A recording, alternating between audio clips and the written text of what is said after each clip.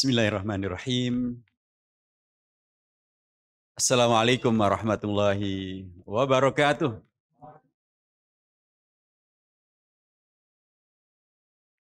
Alhamdulillahilladzi anzala ala abdil kitaba wa lam yaj'al lahu 'iwajan qayyima.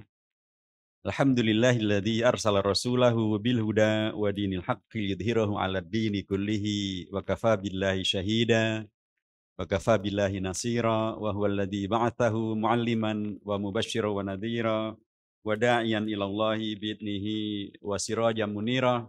Asyhadu an la ilaha illallah wahdahu la syarikalah wa asyhadu anna sayyidana Muhammadan abduhu wa rasuluhu wa safiyuhul ladzi la nabiyya ba'dah. Faqala Allah azza wa jalla fi kitabil aziz a'udzu billahi minasyaitonir rajim. Inna a'tainakal kautsar fashalli li rabbika wanhar. Inna syani'aka huwal abtar. Wa qala Rasulullah sallallahu alaihi wasallam, ma min ayyamin al-amalus salihu fihi ahabbu wa a'zamu ilallahi min hadhihi al-ayyam al-ashr.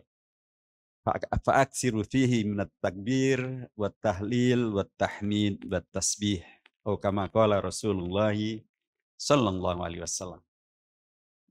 Yang kami hormati dan selalu kita hormati, kita doakan para kiai kita, para ulama kita, para habaib kita yang telah berkenan untuk terus bersamai Partai Keadilan Sejahtera dengan doanya, dengan taklimnya, dengan arahannya, seperti yang tadi sudah kita dengar dari beliau, Kiai Haji Dr. Muhyiddin Junaidi, LCMA, dan nanti akan kita dengarkan juga dari beliau Profesor Dr. Kiai Haji Syukron Ma'mun, hafidhahumullah. Dan tentu kalau sekarang saya tampil di sini, ini bukan babnya adalah Gontor Connection. Karena Kiai Muhyiddin itu juga satu angkatan dengan saya di Gontor. Kalau Kiai Syukron Ma'mun itu senior banget. Beliau tahun 67 sudah tamat dari Gontor. Saya tahun 67 baru masuk SD. Dan tentu juga kepada para kiadah kita di PKS, beliau Al-Habib Dr. Salim Segaf Al-Jufri, kita doakan agar selalu beliau dijaga oleh Allah Subhanahu wa taala, dimudahkan segala urusan dan amanah beliau, dan kemudian selalu bisa membimbing kita semuanya, membimbing umat ini merealisasikan keadilan dan kesejahteraan. Tentu juga kepada Presiden Partai Keadilan Sejahtera, Ustadz Haji Ahmad Syaikhu, yang dari namanya kita bisa melihat kira-kira beliau ini apa begitunya. Karena ada tokoh NU yang ternyata sangat dikagumi oleh ayahnya beliau, yaitu Kiai Haji Ahmad Syaikhu. Nah, putranya kemudian diberi nama Ahmad Syaikhu, dan wajar kalau kemudian beliau juga nyantri di Buntet, ya begitulah. Para pimpinan di Partai Keadilan Sejahtera, Dr. Ali Ahmadi dan seluruh jajaran dari BPU Partai Keadilan Sejahtera, hadirin dan hadirat para ustadz dan para ustadzah yang hadir pada kesempatan yang luar biasa ini, yaitu monumen yang dihadirkan kembali oleh Partai Keadilan Sejahtera, memaknai bulan Dzulhijjah, 10 hari pertama bulan Dzulhijjah, untuk menggelorakan kembali atau mengingatkan kembali tentang pentingnya solidaritas dan atau maksimalkan hadirnya momentum-momentum termasuk Dzulhijjah ini untuk menghadirkan solidaritas di antara kita semuanya. Tentu saja ketika kita bicara tentang solidaritas dan Dzulhijjah dalam konteks kita di Indonesia dan konteks kita di MPR, tentu kita akan segera teringat bahwa sebentar lagi kita akan bertemu dengan tanggal 5 Juli. Dan tanggal 5 Juli itu adalah hari dekret Presiden Bung Karno tahun 59. Apa makna solidaritasnya? Maknanya adalah bahwa dari begitu banyak yang bisa kita catat dari peristiwa ini, salah satu di antara yang dipentingkan dalam konteks keumatan adalah bahwa dengan dekret itu, beliau menghidupkan kembali konstitusionalitas daripada Piagam Jakarta. Karena dengan dekret itu beliau menegaskan dan bahkan ungkapannya, teksnya, nasnya gitu, beliau menyampaikan, dan kami meyakini bahwa Piagam Jakarta tanggal 22 Juni tahun 1945 mengilhami dan bagian tak terpisahkan daripada konstitusi. Apa makna daripada Piagam Jakarta tahun 22 Juni? Di situ ada makna yang sangat luar biasa terkait dengan prinsip-prinsip solidaritas. Solidaritas yang pertama adalah kita diingatkan kembali, sebagaimana bulan Dzulhijjah ini mengingatkan tentang bahwa kita adalah makhluk sejarah. Kita bukan baru hadir dan atau kemudian tidak meninggalkan apapun, tapi kita adalah melanjutkan dan karenanya sangat harus meninggalkan segala yang lebih baik untuk yang kedepannya. Karenanya di alinea pertama diingatkan tentang pentingnya atau penolakan terhadap segala bentuk penjajahan dan pentingnya untuk kemudian mendukung kemerdekaan. Ini tentu adalah solidaritas yang sangat luar biasa. Di hari-hari di mana kita dengan bulan Dzulhijjah ini diingatkan kembali bahwa kita ada satu umat.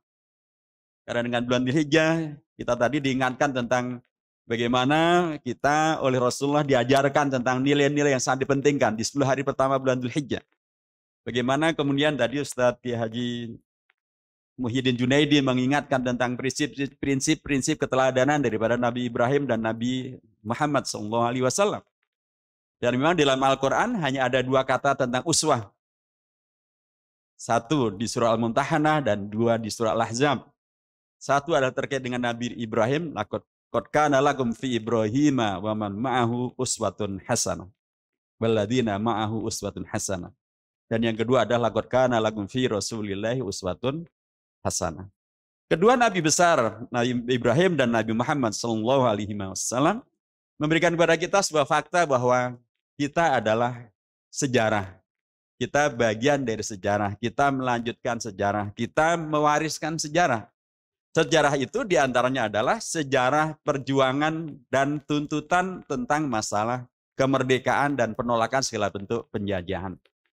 Karenanya luar biasa bangsa Indonesia ini memberikan kepada kita sebuah keteladanan, termasuk yang penting untuk dipegangi terus-menerus oleh bangsa Indonesia, termasuk partai-partai, termasuk tentu ada Partai Keadilan Sejahtera yang dalam konteks ini sangat jelas penyikapannya, yaitu mendukung kemerdekaan Palestina dan menolak penjajahan Israel.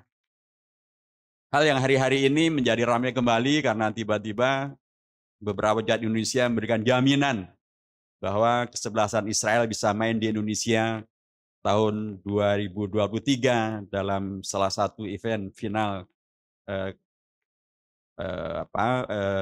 perebutan Piala Dunia usia 20. Tentu ini layak untuk dikritisi. Dan solidaritas kita hari-hari ini kemudian menjadi semakin penting untuk kemudian diwujudkan karena banyak yang lupa. Bahkan ada yang mengatakan, Pak Hidayat, kenapa sih kita nggak damai saja dengan Israel? Kenapa kita tidak mengakui Israel? Bukankah beberapa negara malah sudah? Jawaban saya ada 2. Pertama, kita ini presiden kita adalah, atau kita pernah mengenal presiden namanya Bung Karno. Kita nggak mengenal tuh pemimpin Indonesia namanya yang dari negeri-negeri yang sekarang membuka hubungan dengan Israel. Jadi selama kita adalah rakyat Indonesia, sejarah dari Indonesia, maka sewajarnya sikap Presiden Bung Karno itu yang kita ikuti, bukan mengikuti presiden dari negara-negara yang lain.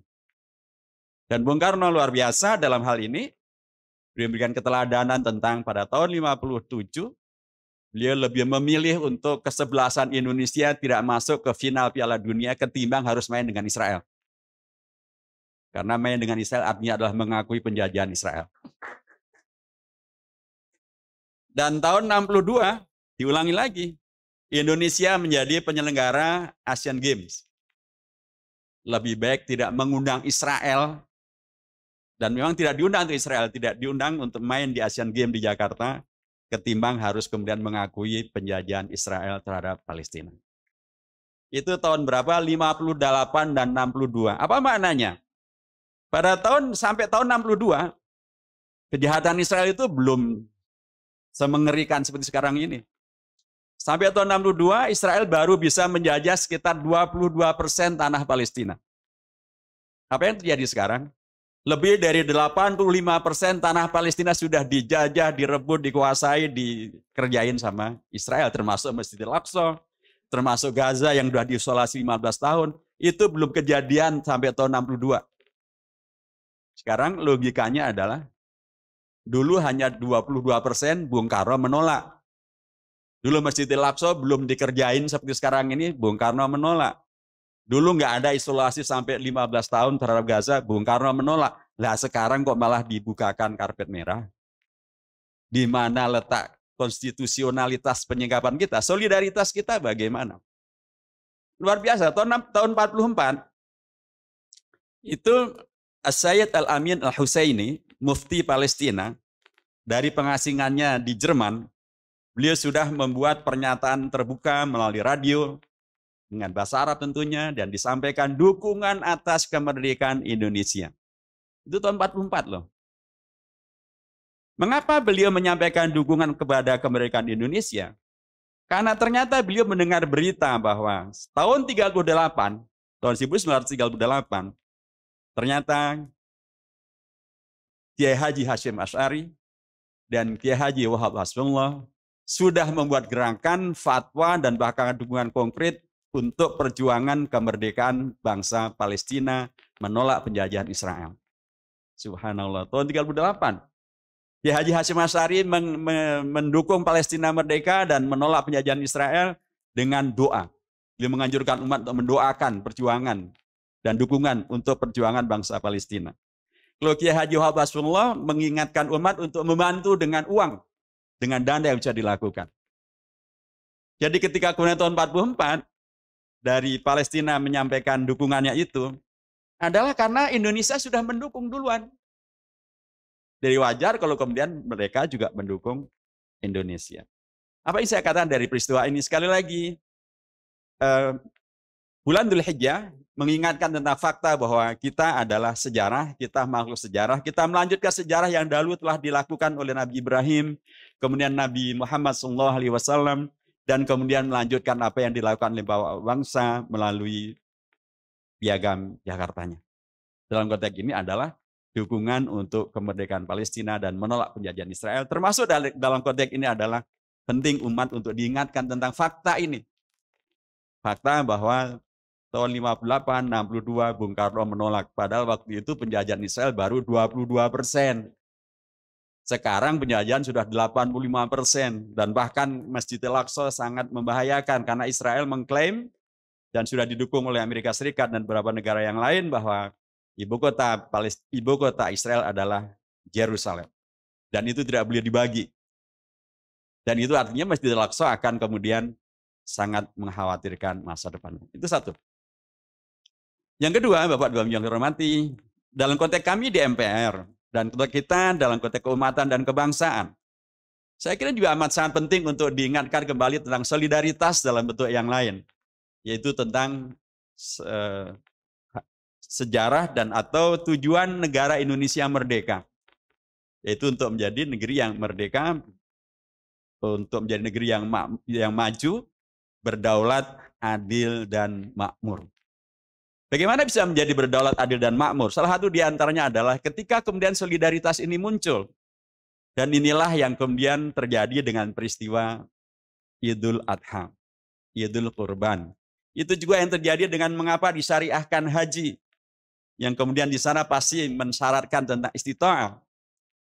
Dan itu adalah penegasan tentang bagaimana Islam, dan Islam yang difahami juga oleh Partai Keadilan Sejahtera, adalah Islam yang memberdayakan.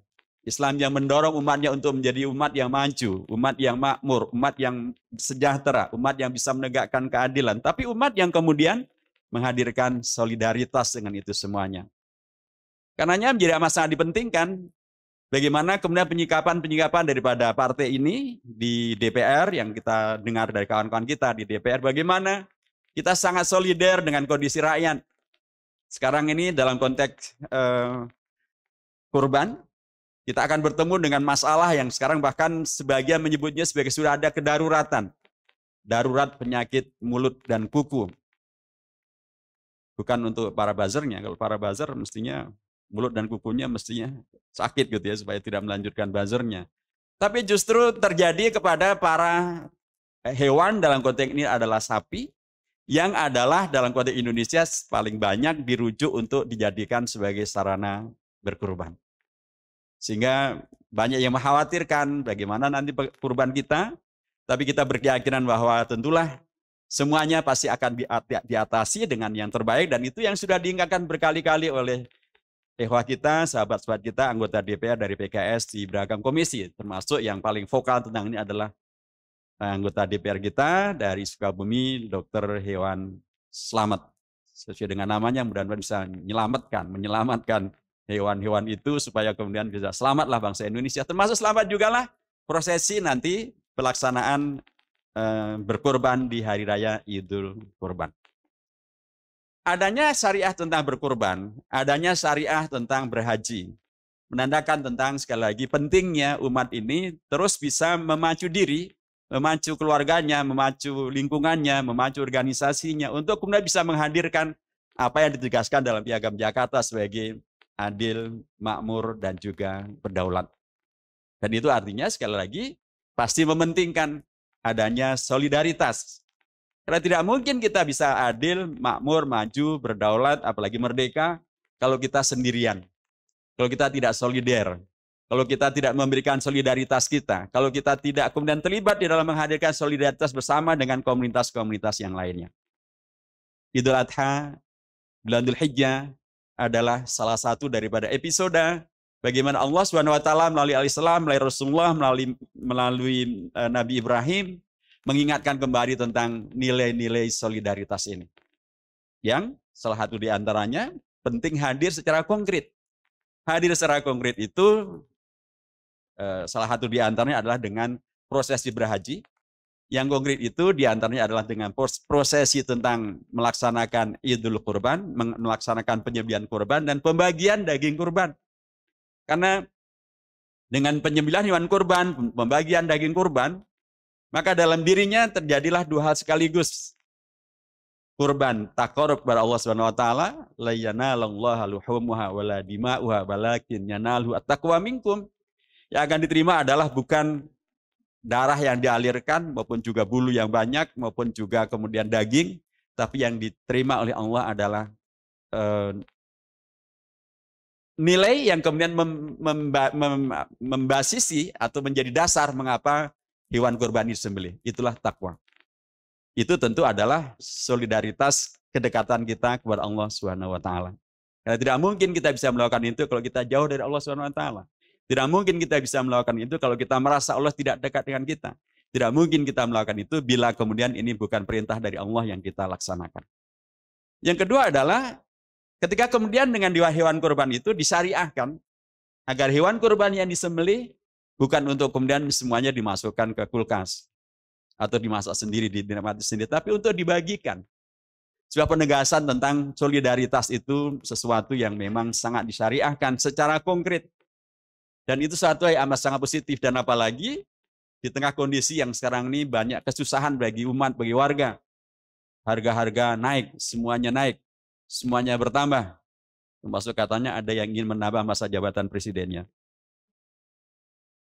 Nah, kalau ini tentu bertentangan dengan konstitusi. Dan kami di MPR tegas mengatakan tegak lurus dengan konstitusi, tidak ada amandemen undang-undang dasar untuk memperpanjang masa jabatan presiden, apalagi untuk menambah tahun jabatan presiden. Nah, apa makna solidaritasnya? Maknanya adalah kita mengingatkan semua orang agar taat konstitusi. Supaya kalau kita melanggar konstitusi bisa kena impeachment. Nah, itu bagian solidaritas kita juga kan, supaya tidak terjadi impeachment begitu ya. Nah, bangsa lagi susah, rakyat lagi susah, baik di Indonesia maupun di luar Indonesia. Tadi sahabat kita, Ustadz kita Ki Haji Dr. Muhyiddin Junaidi mengingatkan bahwa masalah umat sekarang semakin melebar di mana-mana. Ya, Palestina masih, di Yaman masih, di Syam masih, kemudian di Kashmir masih, di Rohingya masih, tambah sekarang di India bertambah. Dan juga di banyak tempat yang lain, termasuk ya di negeri kita masih banyak masalah. Islamofobia, sekalipun kita ya apresiasi ya kemarin kepolisian dan juga Gubernur DKI yang kemudian cepat tanggap untuk kemudian melakukan tindakan terhadap Holy Wings yang sangat merendahkan, sangat menghinakan simbol agama yang amat sangat kita hormati. Nama Muhammad dan Maria atau Maryam. Tapi solidaritas untuk kemudian bisa menghadirkan apa yang kemudian menjadi salah satu makna yang konkret daripada hadirnya pembagian hewan kurban, yaitu adanya rasa serasi sepenanggungan, kedekatan, berbagi, dan kemudian mudah-mudahan dengan cara itu sekali lagi akan menghadirkan kembali ingatan kebersamaan kita tentang bahwa kita adalah umat yang satu, kita adalah bangsa yang satu. Kita karenanya sangat layak untuk saling dukung-mendukung, saling tolong-menolong. Dan apalagi tentu basisnya mestinya adalah kepada fakta tentang bahwa kita bukan baru hidup pada periode ini. Kita adalah bagian dari sejarah. Demikian juga dengan partai-partai. Tentulah amat sangat difahami bahwa partai bukan baru sekali hadir, tapi sudah hadir dalam beragam pemilu. Ahlan wasahlan Prof. Kiai Haji Syukron Ma'mun. Ya. Nanti beliau akan menggebrak gitu ya. Dan beliau adalah betul-betul singa di meja gitu ya. Singa di meja. Dia adalah tokoh yang orasinya luar biasa. Sedikit saya ingin lanjutkan. Jadi dengan takarub kepada Allah dan takarub kepada umat manusia, bulan Dzulhijjah adalah salah satu yang menjadi momentum mengingatkan. Dekret Presiden dengan menghadirkan kembali Piagam Jakarta, mengingatkan kembali tentang tujuan kita sebagai bangsa dan sebagai negara yang merdeka. Untuk bukan menjadi semakin susah, untuk bukan menjadi semakin korban daripada oligarki, tapi justru untuk menjadi negara dan bangsa yang merdeka, yang maju, makmur, adil, dan berdaulat. Yang ketiga, dalam alinea ketiga itu ditegaskan yang tadi persis disampaikan oleh Ustaz Kiai Haji Muhyiddin Junaidi, memahami sepenuhnya bahwa peristiwa-peristiwa ini sesungguhnya adalah peristiwa yang tidak lepas daripada faktor Allah SWT. Karena di alinea ketiga pembukaan Undang-Undang Dasar ditegaskan amat sangat gamblang. Kemerdekaan Indonesia itu, hadirnya kita sebagai bangsa yang merdeka ini, bukan karena pemberian penjajah Belanda, Jerman, Jepang, maupun yang lainnya. Bukan juga karena sikap kufur nikmat. Bukan juga karena sikap anti agama, anti tokoh agama. Apalagi menjadi sikap yang komunistik ataupun ateistik, bukan. Ditegaskan kembali bahwa kemerdekaan kita ini adalah atas berkat rahmat Allah yang Maha Kuasa. Itulah karenanya dalam surah yang tadi saya bacakan di depan, Allah menegaskan kembali surah Al-Kautsar, inna a'tainakal kautsar fasholli lirabbika wanhar. Fasholli lirabbika wanhar. Diingatkan kembali tentang pentingnya kita semuanya menegaskan dan menyegarkan kembali dan menguatkan kembali prinsip tentang ketuhanan yang Maha Esa itu. Dan bahkan dalam 3 undang-undang dasar, baik Undang-Undang Dasar 45, Undang-Undang Dasar RIS, Undang-Undang Dasar sementara atau 50, maupun Undang-Undang Dasar setelah perubahan, ayat ini tidak berubah. Negara berdasarkan kepada ketuhanan yang Maha Esa. Dan yang Maha Esa itu oleh para ulama kita, baik dari Muhammadiyah, Ki Bagus Said Kusumo, maupun dari NU, Ki Haji Wahid Hashim, maupun Ki Haji Hashim Asy'ari, mereka memahami bahwa yang dimaksud dengan yang Maha Esa adalah tauhid, adalah akidah. Nah dengan demikian maka kita diingatkan kembali dengan peristiwa Idul Adha ini, dengan peristiwa Dzulhijjah ini, bahwa kita semuanya adalah hamba-hamba Allah. Dan karenanya sangat layak untuk terus menjadi hamba Allah yang bersyukur.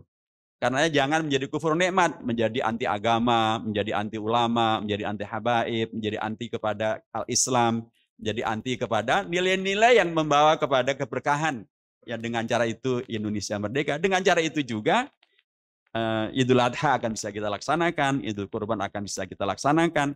Kalaupun sekarang ada yang katakanlah mengambil jalan hisab, sebagian jadi mengambil jalan ru'yah, saya yakin semuanya ujungnya adalah sama. Adalah nanti wukufnya adalah pada tanggal 9 Dzulhijjah dan Idul Adha-nya adalah pada tanggal 10 Dzulhijjah. Bahwa tanggal Masehinya berbeda, ya itulah kondisinya. Tapi pasti tanggal 10 Dzulhijjah, gitu kan? Apakah itunya harinya mungkin berbeda, tanggal Masehinya berbeda, tapi tanggal Hijriahnya pasti sama. Sama-sama 10 Dzulhijjah. Idul Adha pasti 10 Dzulhijjah. Kan begitu. Dan saya yakin bahwa kita di PKS sudah sangat dibiasakan untuk berukhuwah Islamiyah. Kita memahami adanya ijtihad fikih, kita memahami ada ikhtilaf para ulama, kita memahami adanya adabul ikhtilaf. Ahlan wa sahlan Kiai Haji Syukron Mahmud.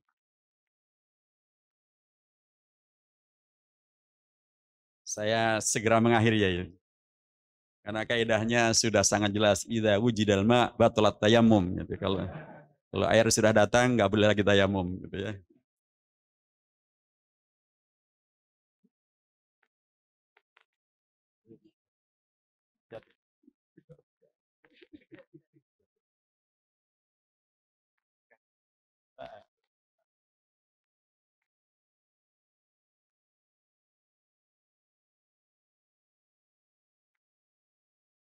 Dan dulu juga para ulama menyampaikan la yustafta wa malikun fil Madinah. Jadi kalau ada Imam Malik nggak boleh orang lain ditanya gitu. Kalau ada beliau nggak boleh ada lagi yang menyampaikan arahan gitu ya.